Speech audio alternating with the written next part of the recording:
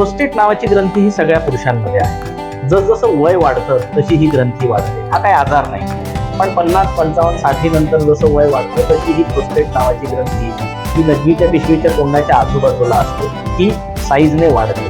लघवीचा मार्ग हा अरुंद होतो आणि लघवी मोकळी होत नाही. त्यामुळे सिम्पटम्स काय होतात पेशंटला, की सारखं सारखं लघवीला जायला लागतं, लघवी मोकळी न होणे, लघवीचा फोर्स कमी असणे, लघवी पूर्ण झाल्यासारखी न वाटणे, रात्रीतनं पण लघवीला खूप वेळा उठावं लागतं. असे जर तुम्हाला सिम्पटम्स असतील तर तुम्हाला प्रोस्टेट ग्रंथीचा त्रास सुरू झाला असं समजा. आता याच्यावर उपाय काय?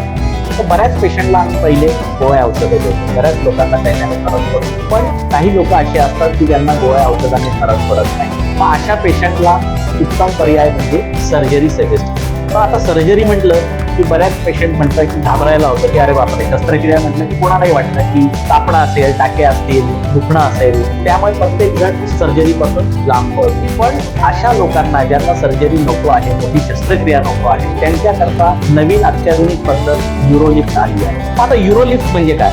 युरोलिफ्ट ही अत्याधुनिक पद्धत आहे ज्याच्यामध्ये पेशंटला अनेस्थेशिया दिला जातो आणि लघवीच्या जागेतनं बारीक दुर्बीण टाकून इम्प्लांट असतात जेणेकरून ती प्रोस्टेट ग्रंथी हलकीशी उचलली जाते. लघवीचा मार्ग हा मोकळा होतो आणि लघवी मोकळी व्हायला मदत होते. युरोलिफ्टचे फायदे काय? याच्यात कुठेही काही कटिंग नाही, त्यामुळे कुठे काही रक्तस्राव नाही, कुठं स्टिच घेण्याची किंवा टाके घेण्याची गरज नाही.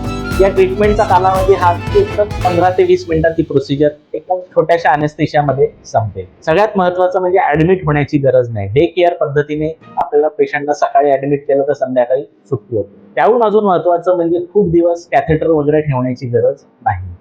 2 ते 3 दिवसात पेशंट आपापल्या कामावरती रुजू होऊ शकतात. तुम्हाला जर प्रोस्टेट ग्रंथीचा त्रास सुरू झाला आहे आणि तुम्हाला गोळ्या औषधं घेऊन सुद्धा फरक पडत नाहीये आणि तुम्हाला मोठी शस्त्रक्रिया जर करून घ्यायची नाही किंवा तुम्हाला त्याची भीती वाटते, तर मला असं वाटतं तुमच्याकरता युरोलिफ्ट ही अत्याधुनिक पद्धत सगळ्यात उत्तम पर्याय आहे.